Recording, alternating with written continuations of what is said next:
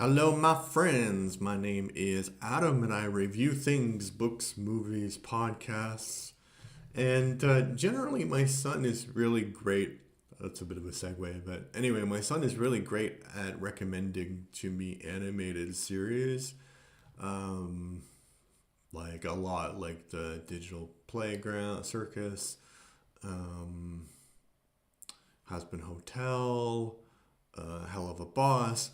And recently he recommended this one called Smiling Friends, which we have been watching together.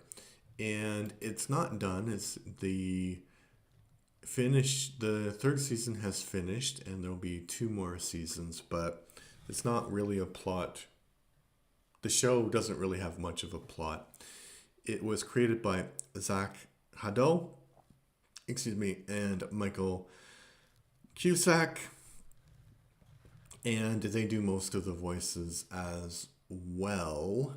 And the premise of the show is that there's this company called Smiling Friends Company, and basically, if you're unhappy about anything, you can call them, and they will help you kind of manage your unhappiness. Like they're all either try to make you smile or try to fix your problem. So that's the basic plot. But the series is just so surreal.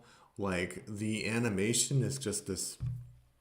I mean, it depends on which episode we're talking about. Sometimes the animation is just straightforward, like animated, but other times they use like rotoscoping to make one character who is like more human than his brother. They have like a conversation in one episode. Another episode, um, I think it's one of the characters gets sick, so you can see that it becomes like this very kind of psychedelic animation, and then there's claymation, and it's just basically every single style of animation you could imagine is in this show.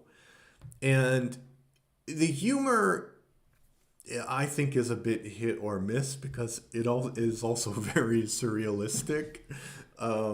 There's an episode. So my daughter was doing this vision board thing on her tablet, and my son and I, as I mentioned, we had started to watch this, so we were finishing watching it. So she wasn't really watching it, but she did hear this joke, and she was laughing.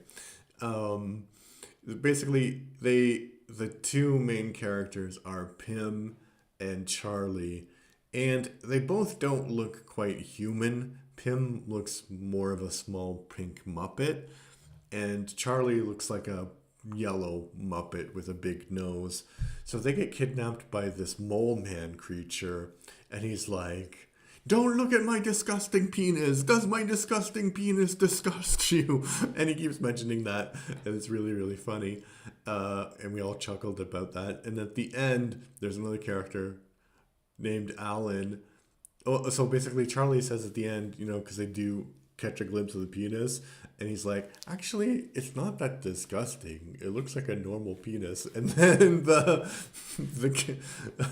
Alan says, "Actually, it looked delicious," and people are like, "What? So that's the kind of humor. It's very surrealistic. Um, but I think for me, the funniest parts are the parts where it does seem to be jokes that are from like situations that are from real life. There's this one situation where um, they're having a conversation about something that somebody read in the newspaper, and uh, so Charlie read it in the newspaper, and Pim's like, "What does that mean?" And Charlie's like, "I don't know. I just read it in the newspaper." And then Pim's like, "What does that mean? I don't understand." And then later, something happens, and then Pim is like, "Is that what that meant?" And Charlie's like, "I don't know. I just read it in a newspaper." So it's like clearly like some kind of conversation that people in the real world have actually had. And then there's two other incidents like that in the show. There's this one where the episode is completely normal, and the episodes are about 11 minutes long, so they're not that, they feel longer, but they're not actually that long. So basically, the gang, apart from their boss, goes to Brazil, and they're sitting in the airport, and they're like, okay, all right, where's our hotel reservations? And it comes out that no one made the reservations, and they're all blaming the Pym character, but the Pym character, he um, he he booked the flight, and he said, and I believe him. I think this is what really happened. So Pym booked the flight, and then he expected somebody else to book the hotel, and then Alan found the hotel, but he didn't actually book the hotel. And then, but the funny part is how they immediately go from somebody made a mistake, and then they all assume that Pym made the mistake because Pym is kind of the put upon character. But it's like, it's just so, it just feels so real. And then they end up getting back on the plane because they don't actually have anywhere to stay, and it's Mardi Gras in Brazil. So maybe not going to Brazil, but I can like 100% believe that there was a large group of friends, and they all believed that one of them was doing the hotel reservations, and they actually get to the place where they're going and they don't have a hotel reservation because nobody actually did it. It makes complete sense. And then there's another scene later. The episode is kind of more surrealistic, but there's a part where they're like, oh, what kind of food could we order that would be good for everybody that we can share? And Pym is like, a pizza. We could order a pizza. And then somebody is like, what about Chinese? What about this? What about this? And like Pym is like, a pizza. Why not order a pizza? And then Charlie is later like, yeah, let's order a pizza. And everybody's like, Charlie, that's such a great idea. And Pym's like, that's my idea.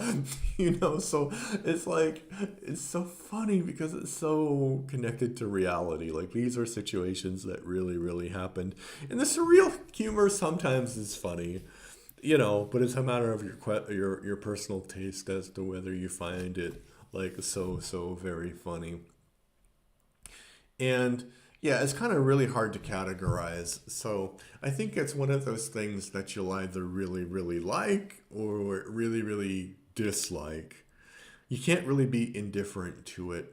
Although personally, I would say I really liked parts of it, and parts of it were just like, eh. It wasn't bad or anything, but I'd say like a 7.5 for me would be my review, my score. But what do you think about Smiling Friends?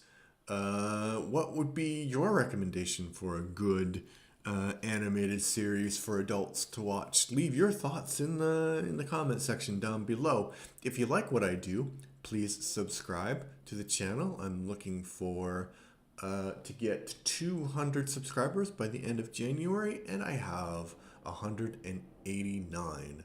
So I think we can do it. If you're on Spotify, please give me a follow because this is also an audio podcast as well. All right, thanks. Bye bye.